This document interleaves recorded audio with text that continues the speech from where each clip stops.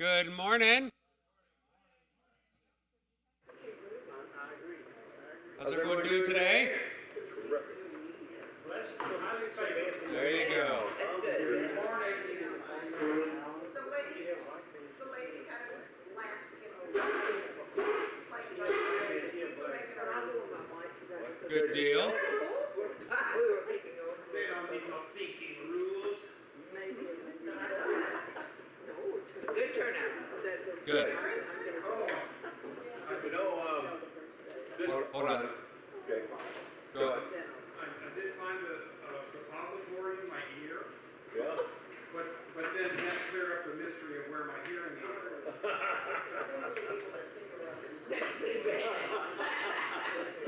Oy, oy, oy. Okay. So this year was Jeremiah's 60th wedding anniversary. Everyone's still chatting, so I don't think. I'll wait for it to slow down. We're checking on our most senior member, Uh-huh. who's not here yet. Maybe later.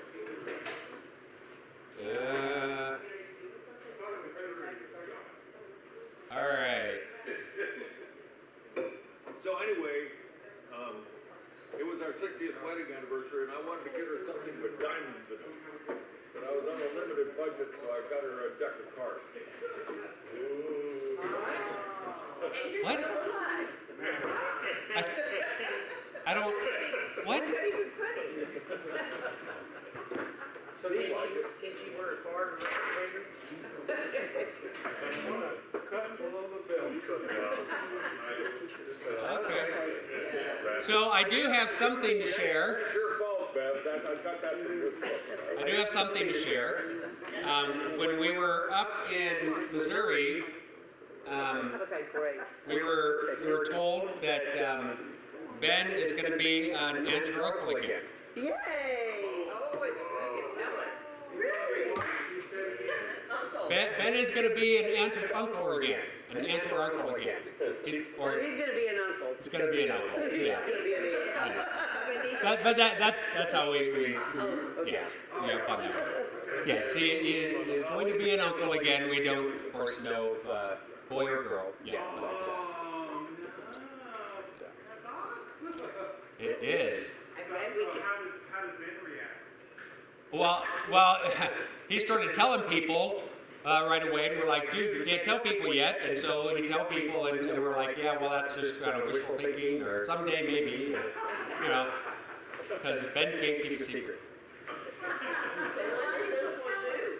What's that? What does this one do? A couple weeks before Holy Week. Holy week. Yeah, a couple weeks before Holy Week. Oh, gee. But, We're gonna be crazy. Yeah. He hasn't figured this out yet, has he? but my dad was born on Monday, Thursday. I was born on Monday, Thursday. Daniel was born on the Tuesday of Holy Week. So, That's kind of a family thing. Family tradition. Oh, I'm so glad we don't have to keep it a secret anymore. yeah. Especially for Ben. Well, yeah. No. Oh, no, he knows. Yeah. When he wasn't supposed to. All right. We are at chapter 12.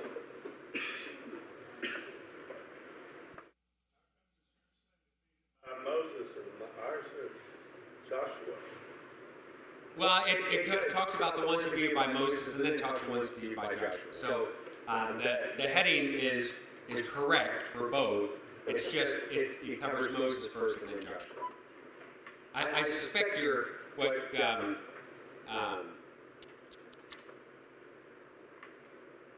text is going to be the same now. So, all right. Any questions from last week? We are going to be starting to get into an area that is several chapters that are kind of mind-numbing, because it's going to talk about soon not only, we talk about different areas and different kingdoms and stuff, but then it's going to start getting into pretty soon the which tribes inherited what areas, and it's going to describe those areas. And we don't know all of what those areas are. I mean, if we talk to someone, several thousand years from now, and we said, we're saying, hey, Austin County covered the area from Belleville to Sealy, and they didn't have that mindset and that I mean, it's kind of like, okay, that's great. It doesn't really mean a whole lot. So I'm not sure how we want to tackle some of that. We'll read through it, but there's not going to be a whole lot to say, okay, Issachar gets this, and Dan gets this, and it'll be a very long list of what those areas are with landmarks and stuff, but it's not going to really make a big difference for us. It's not like there's a lot of theological significance to some of those descriptions. So we'll probably go through some of those sections fairly quickly. All right, what happened last week?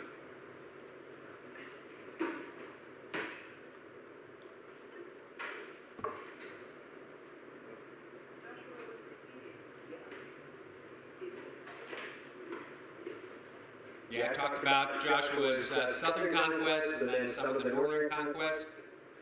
And then we had that great line there in 11:20. It was Yahweh's doing to harden their hearts, that is the kings of these areas, these countries coming against them, harden their hearts that they should come against Israel in battle in order that they should be devoted to destruction, or devoted as an offering, and should receive no mercy but be destroyed just as Yahweh commanded Moses. So this is going to kind of continue some of that aspect. All right, chapter 12.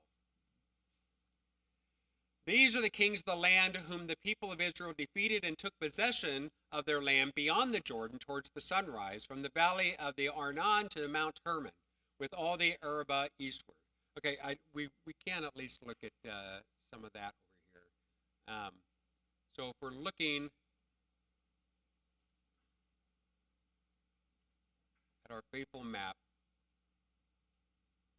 so that area that it just talked about is from about Valley of Arabah is right down around, what's doing that?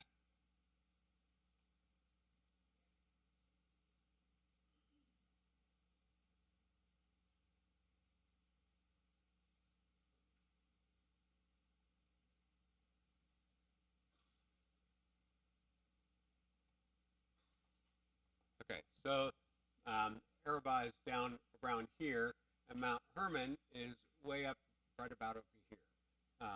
Or there's Hermon, Mount Hermon.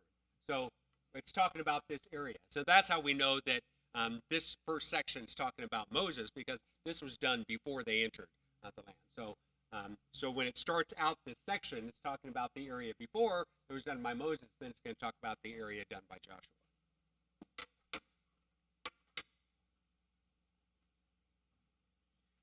All the Arabah eastward. Sihon, king of the Amorites, who lived at Heshbon, and the ruler of the Aror, which is on the edge of the valley of Arnon, and from the middle of the valley as far as the river Jabbok, the bounty of the Amorites. That is half of Gilead and the Arabah, to the sea of Chinneroth eastward, and in the direction of Beth Jesimoth, and the sea of the Arabah, the Salt Sea, seaward to the foot of the slopes of Pisgah, and Og, king of Bashan, one of the remnants of the Rephaim, who lived at Ashtaroth and at Edrei, and ruled over Mount Hermon and Selecah, and all the Bashan, to the county of the Geshurites and the Maccabites, and over half of Gilead to the boundary of Sihon, king of Heshbon. Moses, the servant of Yahweh, and the people of Israel defeated them. And Moses, the servant of Yahweh, gave their land for possession to Reubenites and the Gadites and the half-tribe of Manasseh. So here it's just kind of giving an aspect of, hey, remember, this part was done, and Moses did this, and then it's going to go into to Joshua. I move we skip the rest of chapter 12. Like I say, we're going to be coming up on part that's even much of the same type of thing. So, and that's why I say, we'll probably go through some of that fairly quickly, because, even just reading that, we can point out some of the areas that we know, some that we don't, but it's not going to have a lot of import for us. Basically, they took over the neighborhood.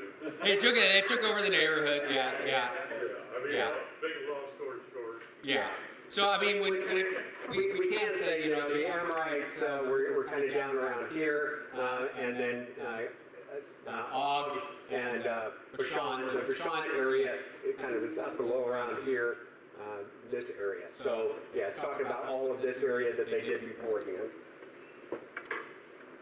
And it says, you know, it gave those to the Gadites, the Reubenites, and the half-tribe of Manasseh. Now, Manasseh, as actually was so big, they got another set of, it'll say this much later on, but so they had some aspects over here, but they actually got even more territory later on as a part of their inheritance. So they got big area.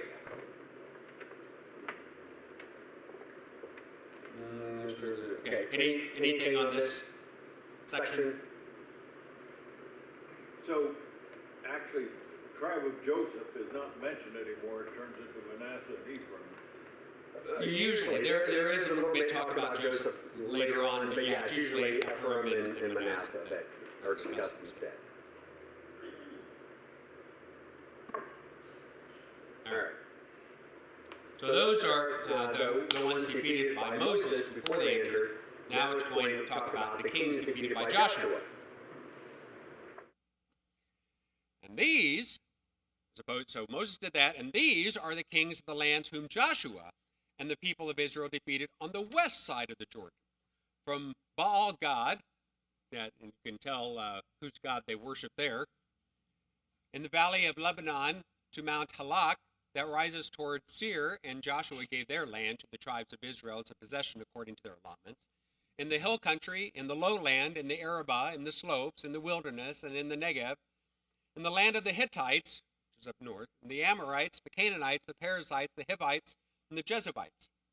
The king of Jericho, 1. The king of Ai, which is beside Bethel, 1. The king of Jerusalem, 1. The king of Hebron, 1. The king of Jarmuth, 1. The king of Lachish, 1. The king of Eglon, 1. The king of Gezer, 1. The king of Debir, 1.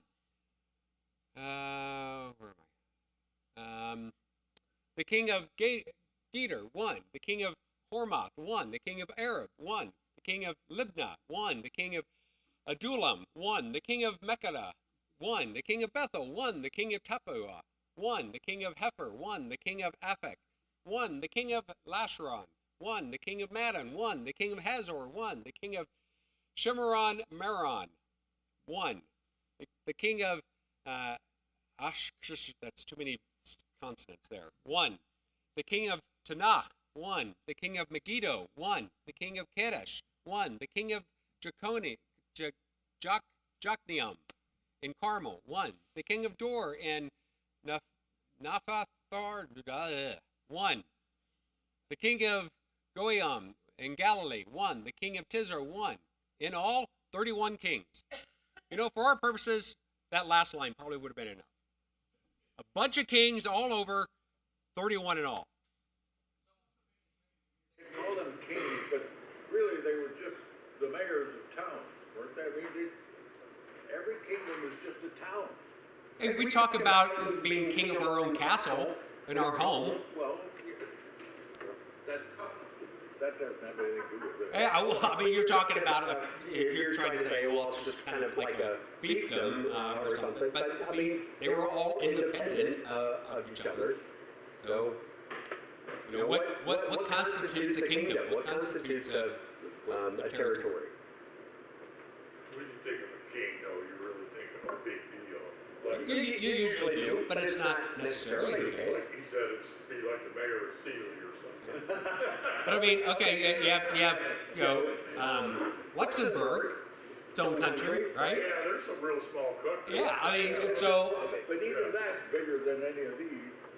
Well, anyway, I'm just saying. I would presume Yeah, I mean, that you think of a king, you think of something yeah. really big, you know. be that as it may, their kings, as listed.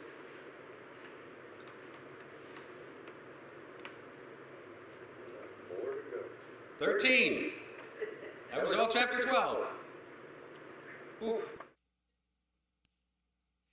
Now Joshua, I like this. Joshua was old and advanced in years, and Yahweh said to him, "You are old and advanced in years." Thank you, Lord, for stating the obvious. Appreciate it. And there remains yet very much land to possess. This is the land that yet remains, all the region of the Philistines, and all of the Gershurites, from the Sihor, which is east of Egypt, northward to the boundary of Ekron. It is counted as Canaanite. There are 5 rulers of the Philistines, those in Gaza, Ashdod, Askelon, Gath, and Ekron, and those of the Avim. In the south, all the lands of the Canaanites, the Meroth that belongs to the Sidonians, the Aphek to the bounty of the Amorites, and the land of the Gebalites, and all of Lebanon toward the Suntram, Baal, Gad, below Mount Hermon to Lebo Hamath, and all the inhabitants of the hill country from Lebanon to Misharath Maim, even all the Sidonians. I myself will drive them out. Now who's talking here? It's still God talking to him. Yeah. I myself will drive them out before the people of Israel. Only allot the land of Israel for an inheritance, as I have commanded you. Therefore divide this land for an inheritance to the 9 tribes and the half tribe of Manasseh.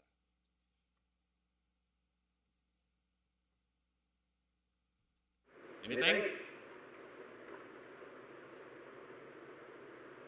So, he's telling Joshua to divide the land up before it's conquered? It kind of sounds that way, but it can also be understood and read, get to it, finish this job.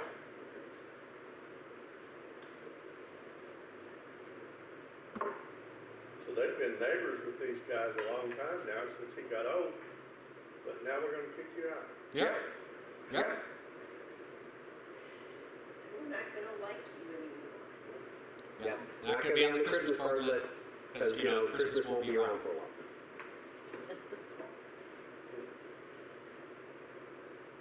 Okay. Moving on. The inheritance east of the Jordan. So we just talked about that at the beginning of 12, didn't we? That aspect east of the Jordan. That's going to mention some of that again. But the other half tribe of Manasseh, the Reubenites and the Gadites, received their inheritance, which Moses gave them. So why does that, do you think that's mentioned again? Right after what we just read. Verse 7. It just mentioned in verse 7 the half tribe of Manasseh. But we know Manasseh received the inheritance already. So they're going to, like I said, they're going to get some more. And that's because of their numbers. All right. The other half tribe, which Moses gave them beyond the Jordan as servant Yahweh gave them. From Aror, which is on the edge of the valley of Arnon, to the city that is in the middle of the valley, and all the tableland of Medeba, as far as Dibon, and all the cities of Sihon, king of the Amorites, who reigned in Heshbon, as far as the boundary of the Amorites in Gilead, the region of the Gershurites, and the Maacathites, and all Mount Hermon, and all Bashan to Selikah, and all the kingdom of Og in Bashan, who reigned in Ashtaroth and in Edrei. He alone was left in the remnant of the Rephaim. That is, those large warrior types that seem related to the Nephilim back in Genesis. Who reigned in Ashtaroth, Moses struck them down and driven out. Yet the people of Israel did not drive out the Gershurites or the Maacathites, but Geshur and Maacath dwell in the midst of them to this day. Now, it's interesting about that. Why? Why didn't they drive those out? And there's not anything really listed here that, and this was evil on the side of the Lord, or and this was, nothing. It's almost a throwaway line. Did they make a treaty? Is that why? They weren't supposed to, but why were they left? Why were they allowed to leave? Maybe they didn't engage in some of the detestable practices that the others were, and so Yahweh let them live? I don't know. It's a mystery. Do any of your study Bibles say anything about it? Probably not. There be some great genes. It makes some great genes. You notice that the tribe of Levi receives no inheritance. Yeah, no, that's not, because we'll get to, that's starting at verse 14. Oh, 13, the people of Israel, see note 15. It's been my experience that usually those difficult passages that you have the biggest questions on, your commentary is usually punt and they don't comment on it either. This one said a little bit. Yeah? It said, one reason Israelites encountered so many problems as they settled the land was that they failed to conquer fully the land and drive out all the inhabitants. The cancer-like presence of the remaining pagan peoples of Canaan caused unending difficulties for Israelites, as the book of Judges reports. Just as they failed to remove completely the sin from the land, believers today often fail to remove completely sin from the land. Yeah, well, and of course we knew that it was going to be a problem from Gilead, or Gilgal, or Gibeon before, a couple, the ones who made a pact by deception. Yeah. But it's interesting because later on in the book, I don't remember the chapter, but it's quite a bit later on where it says, and Israel took inheritance of all that God had promised. None of it remained that God didn't promise. In other words, all of that was fulfilled. And that seems to be at odds with some of this. So it's almost as if, okay, they took inheritance of, but they let some live within their land and causing undue influence. That seems to be what's happening.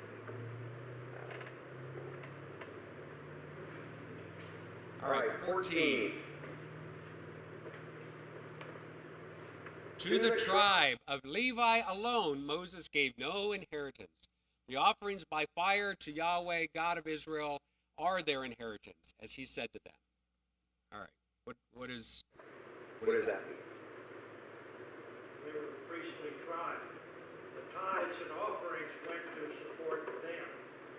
Yeah, to both the priests and to the tribe of Levi, those who were working for the temple and for God's purposes there. That doesn't mean that they didn't have places to live. They didn't have cities and pasture land. They did, and that's going to be discussed later on. But they didn't get a specific, this area is for the tribe of Levi. Levi was treated very differently and had a very unique relationship. Even so much so that later on, when King David gets in hot water, he gets in big trouble because he wants to do a census of everyone, including of all those of the tribe of Levi. And his general says, "Don't do this. This is a bad thing." And he's like, "Nope, go do it." And it was a bad thing. God didn't like it. Why is counting the Levites? Why was that such a big deal? No idea. Why was that? But David knew that it was, and he did it anyway. And it was not supposed to be done. So were there Levites that maybe lived in each of the tribe's areas to be like the spiritual leaders over the people? And that's Did they have a temple? That's an excellent question, and I don't know the answer because I wondered that same thing. You know, it's not like they wouldn't offer sacrifices, yeah, because it's not the temple, but could they offer spiritual welfare and other aspects? Perhaps.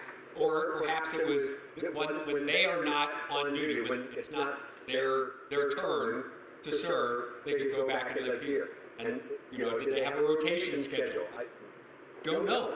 But I've wondered that as well. They really weren't spiritual leaders of Israel. The Aaronic, Aaron and his... Aaron, well, yeah, and Aaron was a subset of the Levites. So all people of Aaron's line are Levites. Not all Levites are Aaron's line. Back to that question a second ago, it took me too long. But it says in Judges 1, verse 27, that they did not drive them out. And it said after they got stronger, they put those people as their slaves. To labor, yeah. To labor or slaves, yeah. Yeah. Yeah, but that wasn't what God's command was. No. Yeah. And what's, excuse me, what's most interesting about statements like that is Israel should know better because Israel, you were slaves in the land of Egypt. You know what it's like. Why are you doing this to others? Now, some were given to be able to do that, like the ones of Gibeon that came by deceit. You know, and we will be your servant, you know, and that seemed to be an acceptable compromise for some reason. But They were supposed to take care of foreigners that were in their land. right, exactly, yeah, yeah. You're supposed to be a blessing to others. That's not what that sounds like. Yeah. Yeah.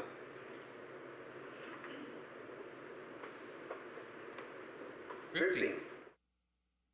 And Moses gave an inheritance to the tribe of the people of Reuben, according to their clans. So their territory,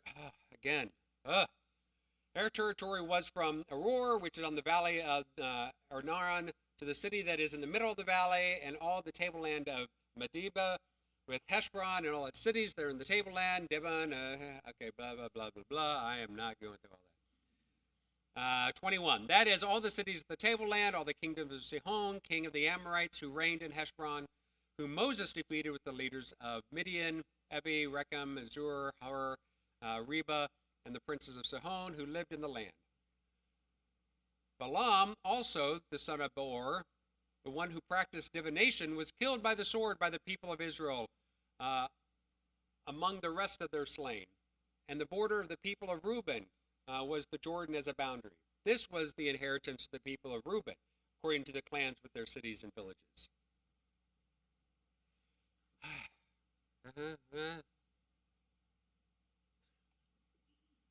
I told you, there's some mind-numbing parts here.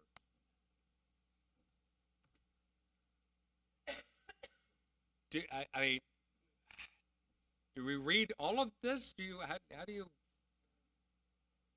24, Moses gave an inheritance also to the tribe of Gad, people of Gad according to their clans.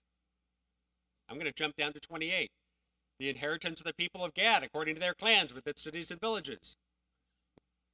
I mean, you know? Okay. 29. The half-tribe of Manasseh. It was allotted to the half-tribe of the people of Manasseh according to their clans. Then down to the last sentence of that paragraph. These were allotted to the people of Machir, the son of Manasseh, for the half-tribe half of the people of Machir according to their clans. These are the inheritances that Moses distributed in the plains of Moab beyond the Jordan east of Jericho. But to the tribe of Levi, again, that's mentioned again, Moses gave no inheritance. Yahweh God of Israel is their inheritance, just as he said to them.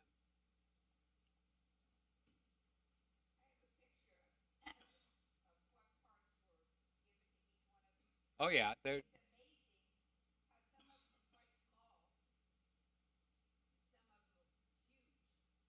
yeah. Here's and these maps all differ slightly, but yeah. So this is the Manasseh. You know, these are the ones that were done by Moses, and this is Manasseh, but this is also Manasseh. So yeah, that's a pretty darn big area. I don't know why this is hashed out over here.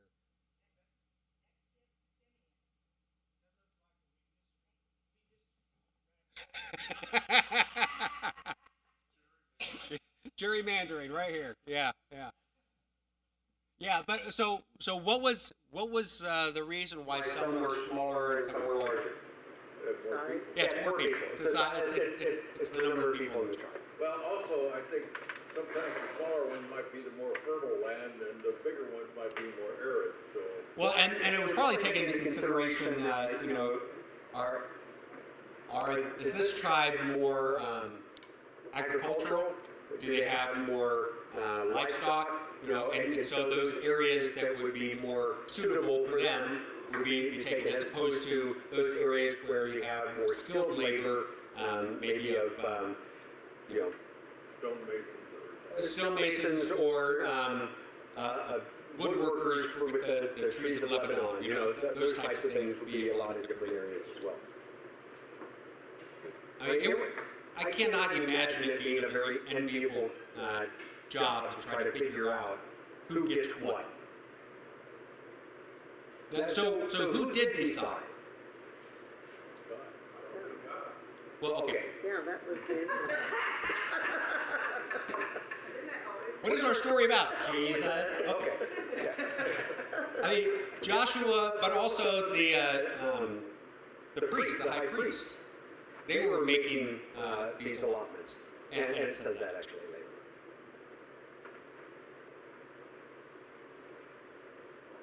I can't imagine it going on without some of them being ticked that they didn't get bigger land or better land. Well, not only that, but so they're given these big areas, and then from these big areas, then you have to come along and say, okay, there are going to be certain of the cities within that land that are going to be cities of refuge. There's going to be certain parts of that land that are going to be given as pasture lands to the Levites. And you know, so you're given this, but then a little bit's going to be parceled out even within each of those. Well, some of the smaller places have water available too. Yeah. Yeah. So maybe it's a smaller area, but you get a lake view. Gold mine in the other one.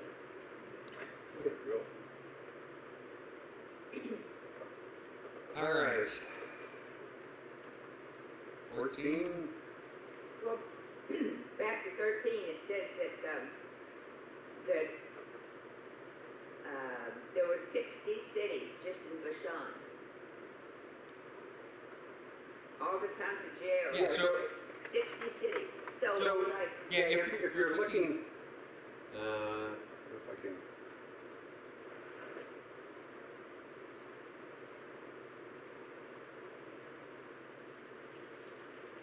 I'm not going to list all of them in this. Let's see if we can do it.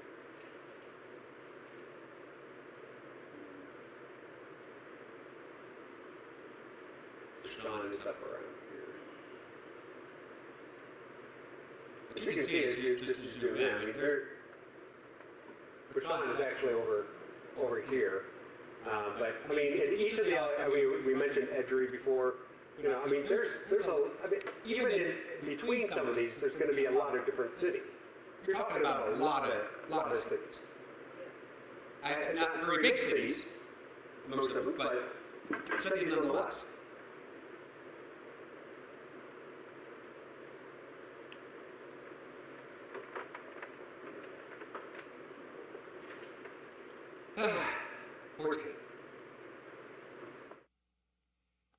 These are the inheritances that the people of Israel received at the land of Canaan, which Eleazar, the priest, and Joshua, son of Nun, and the heads of the fathers' houses of the tribes of the people of Israel gave them to inherit. So that tells you right there, doesn't it? Who's making the decisions? Now, yeah, the high priest and Joshua, but others too. Who else? The heads of the tribe. Heads of the tribe. So it's not like taxation without representation here. Right? I mean, they're at the table. I imagine there was some pretty interesting discussions going on at that table. Who gets what?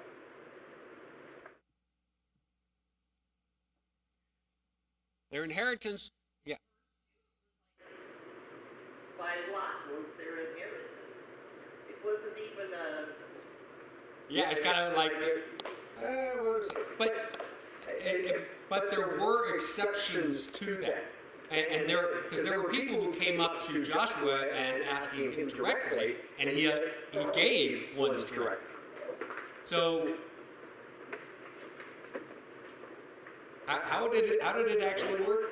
It's confusing. Literally, huh? well, just think about it. Come on, Snake captured all of the US of A and gave it different parts to different people. And then there were a whole lot of towns, some of them were huge, like Houston. I mean, some of them were tiny, like Millville. That would be really complicated, and It would. people would be not happy, probably. But think on this though. Even though you may not be as happy with, it's like, okay, I kind of wanted that over there, but you have at least now a place to call home that you haven't had. I mean, you're talking spending the time in Egypt and then in the wilderness and then all this time to conquering these lands, and finally it's like, there's a place I can call home. I mean, that's got to be huge.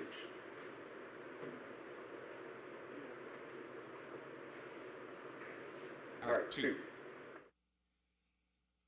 Their inheritance was by lot, just as Yahweh had commanded by the hand of Moses for the 9 1/2 tribes. For Moses had given an inheritance to the 2 1/2 tribes beyond Jordan, but to the Levites he gave no inheritance among them. Boy, that's repeated again and again, ain't it?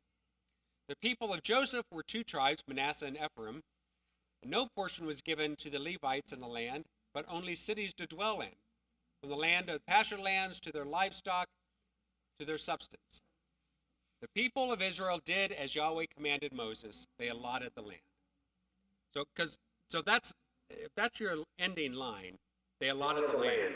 What was the beginning? When Jethro said, hey, look, I'm old and advanced in years, God says, yeah, you're old and advanced in years, there's all this stuff, go do it. And so this is kind of that footnote. And so the people said, okay, we're good. Well, the Levites did get something, I mean, the pasture land for the flocks. Yes, yeah, they did. So, And there's another curious thing too, because later on it's going to mention also, like when he finally lets the Reubenites, the Gadites, and that tribe of Manasseh go back, they're like, you fulfilled your duty, go back to your land, and take all of this land and plunder that you had. Well, in some cases they were said not to take plunder, but evidently, in some of the cases they were allowed. We don't have all that detail. Right. better stuff.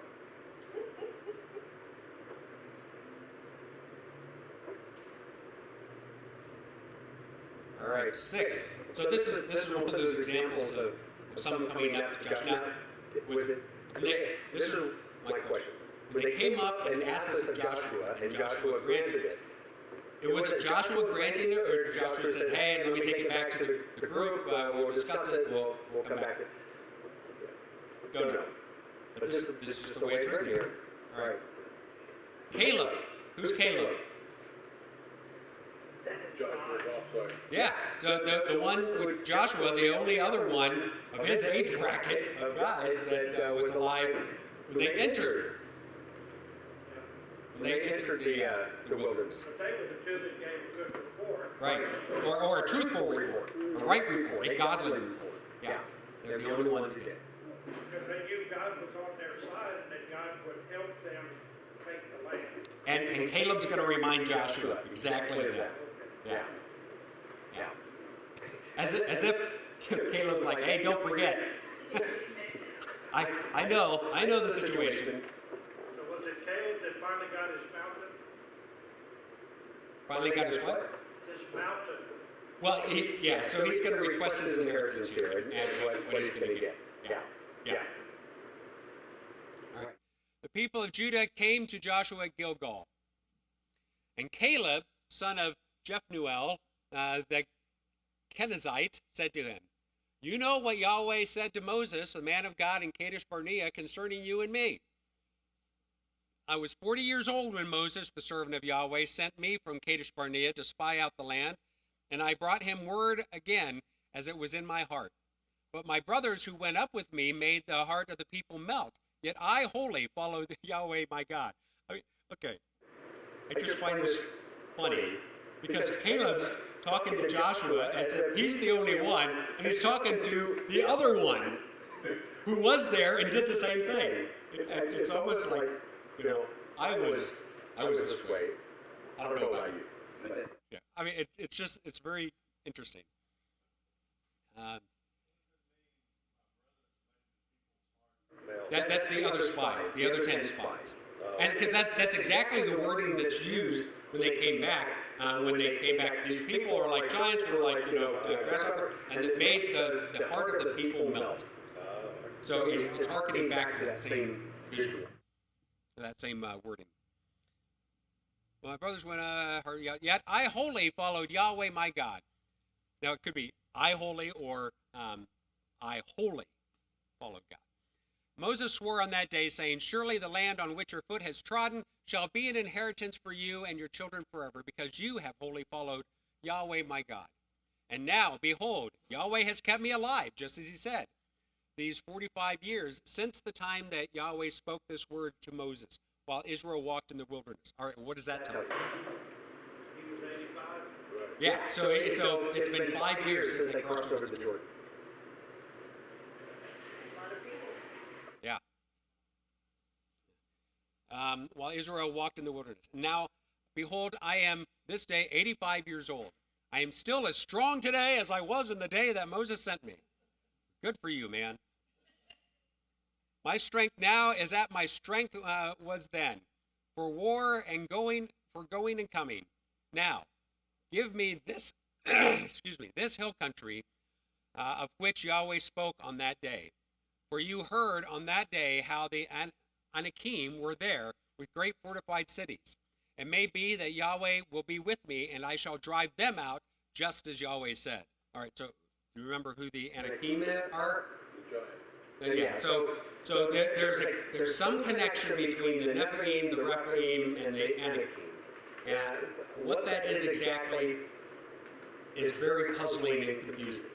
But yeah, it's these giant clan, these warrior types. What their heritage is questionable. But Anakim, the sons of Anak, who was considered a Rephaim. Joshua, now, these Anakim haven't been defeated yet. Not all of them. There's still some left. And we see some of them in some of the Philistines that are later. But many of them were defeated, like the way it went against Og and against Sihon. And I would drive them out, as Yahweh said. All right, 13.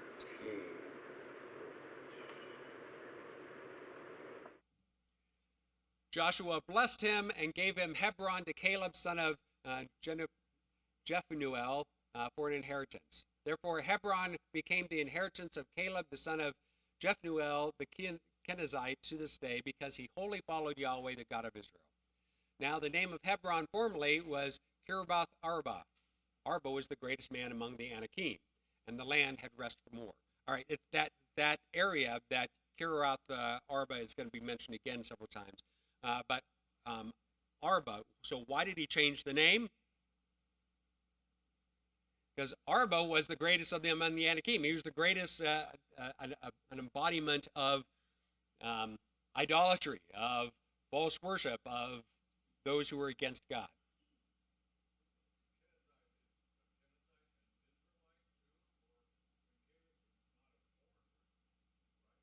Wait, what?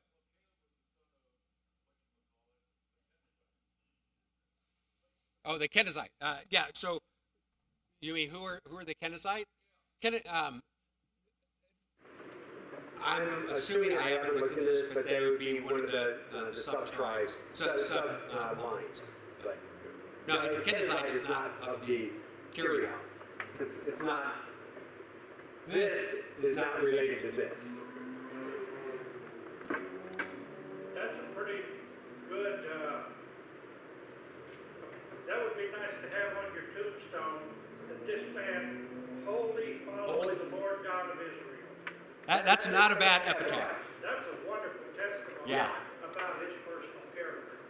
Yeah. Oh, you're right. Yeah, if someone can be described that way, that's a pretty darn good way to be described. Yeah. Another one of my favorites is that description of David, man after God's own heart. Made some huge mistakes, but someone after God's own heart. Was it giants in them days? Is that, Yeah, so, is that like the fallen angels? yeah, well, okay, so the Nephilim would first show up back in Genesis, back around chapter 6. And the Nephilim, okay, there's different interpretations and understanding. One says that they were simply large warrior class people, and the others say that they were descendants of spirits, fallen spirits, and women, human women, and that's from where these came from. And there can be an argument made for each, but there is a lot of evidence to suggest that of the latter. And one of the reasons is because Nephilim means that it comes from the word nephal, which means fallen, like a fallen spiritual being. Right. So that name in and of itself. There's also some of the extra biblical literature that gets very detailed into this, like the Book of Enoch, non-canonical, but that talk very much about this as that being understood. And in fact, the Nephilim, the Hebrew is Nephilim. If you look in the Septuagint, it's translated as gigantes, the giants, gigantic ones. So. And that was before the flood. That was before the flood. Yeah. So the biggest question, yeah, which is how did they get back after the flood? Yes, that's a huge question, and yeah. They were good swimmers. They were good swimmers. They can't swim. Says no one survived. Yeah.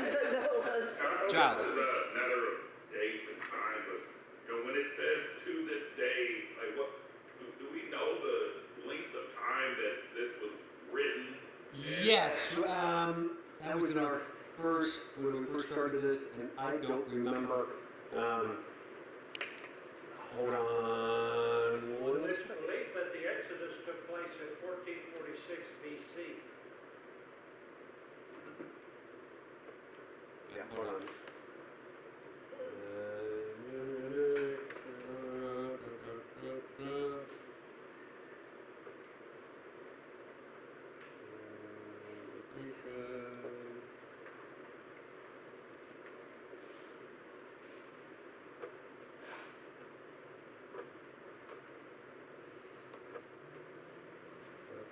Joshua was written about between 1406 and 1375 BC, around 1400. So about 1400 years before Christ was when it was written, so at least until that day. Oops.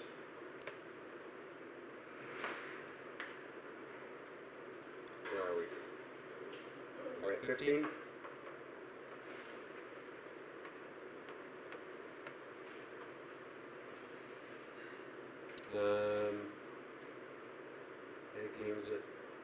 Verse 13, 14, verse 13, is that right?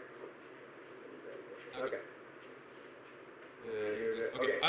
The last line there, right? At the end of chapter 14. And the land had rest from war. That's nice to have. My question is, should it have had rest from war yet? There's still more conquering to be done. They were tired. I'm sure they were, but even if you're tired, you're not going to be as tired as you would be because you're not the one doing really all the fighting. Yeah, because later, the listing that they left alone, later it was, the nation of Israel was Plagued by it, again and again, they were plagued by the Philistines. We saw that from David, before David, and through David's life, and even after. Yeah. Yeah. That even got Samson in trouble. Got Samson in trouble too. Yes, it did. That's the Philistines. Okay, 15. You're cooking. I warned you. The allotment of the tribe of the people of Judah, according to their clans. And it reached from this place to that place. Verse 5, east of the boundary of the Salt Sea to the mouth of the Jordan. The boundary of the north side runs from the bay of the sea of the mouth of the Jordan up to Beth Hagla. And the boundary goes up from the stone of Bahon, the son of Reuben. Verse 7, here, belly backwards, Gilgal, opposite this end, etc., yada, yada. Shoulder, Egnon. 12. And the west boundary was the Great Sea with its coastline. What's the Great Sea? Mediterranean. This is the boundary around the people of Judah according to their clans.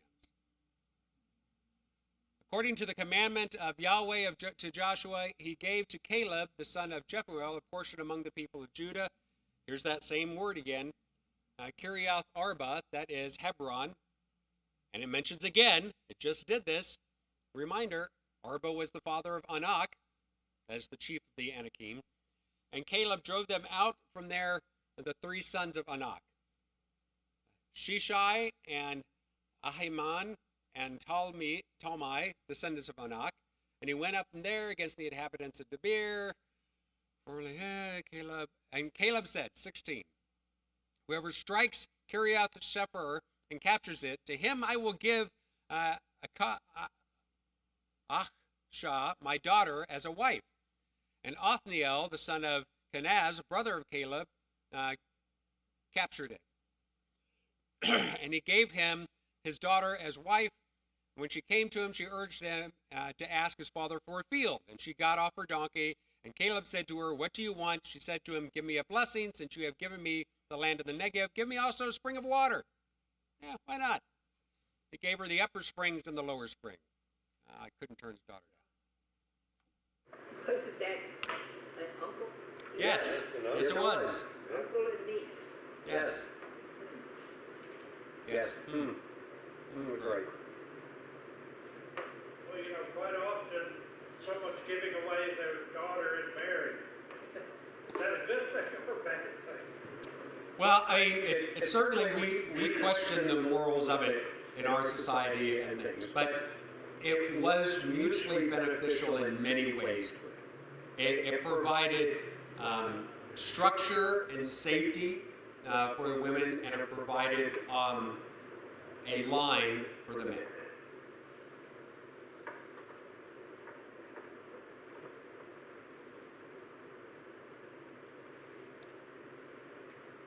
All right, verse 20.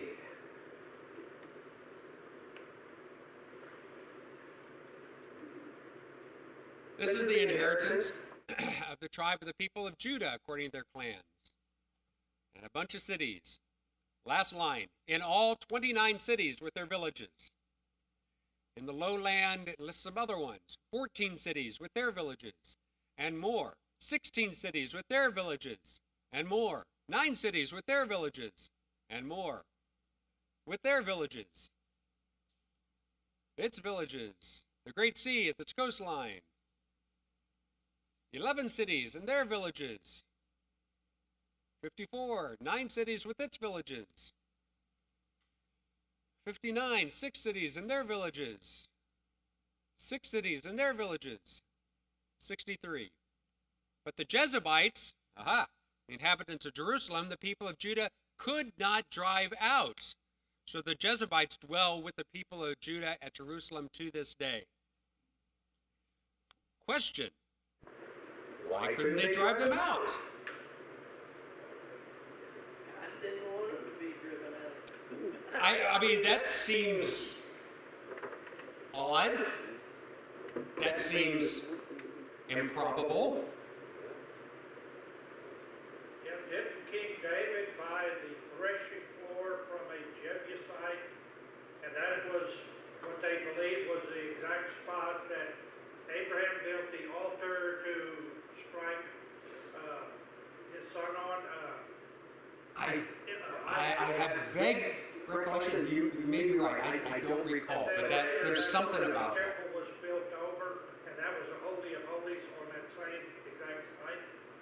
That could be. I don't recall, Toby, And I believe it was. but I think he did buy something from a Jezebite. I think that is right. I think the way to read that the inhabitants or so the people of Judah could not drive them out. I wonder if it's because they were depending upon their strength as the people of Judah instead of depending on Yahweh fighting for them. Maybe they got cocky and tried to do it themselves. It doesn't tell us one way or the other, but that seems to me to be the only explanation. I mean, God said He was going to fight for them. If they were going to do this, that He was going to fight for them. And what God puts His mind, I mean, it's going to happen. So if it didn't happen, it's not because God couldn't. There has to be some other reason there. Because he wouldn't. Yeah. Like you're saying, they must have screwed up again. So yeah, then maybe they screwed up again, or this aspect of hubris, not relying on God, but trying to rely on themselves. They couldn't get them out. They couldn't get them out, or they didn't devote them to, I don't know. But it's going to be a problem. My footnote says, perhaps statements of what Israel could not do to be read as early evidence of spiritual slippage, failure to follow the Lord wholly, which will become increasingly evident in the book of Judges. I mean, that's as good an aspect, because if God's fighting for you, it's going to happen, right? So if they couldn't drive them out, it has to be a spiritual aspect. It wasn't God's fault. Right, it's not going to be God's fault. All right, we're going to stop. That they could not drive them out, but then the Jebusites also don't attack back and take them over. I mean, it's like, The stalemate. I guess, but it's just like, oh, we didn't mean that. I don't know. Or maybe Judah's like, yeah, we become friends with them, so we'll just keep an eye on it. Yeah, I don't know. But it's going to be a problem. All right, we're going to stop at 16. We covered 4 chapters. Right? And they're the most exciting chapters we've ever done. There's going to be more like this. Skip over to Judges and get on with it. We did Judges. All right, let's go with the benediction. Lord bless you and keep you. The Lord make His face shine on you and be gracious to you. Lord look upon you with favor and give you His peace. Amen. God bless. Have a good week.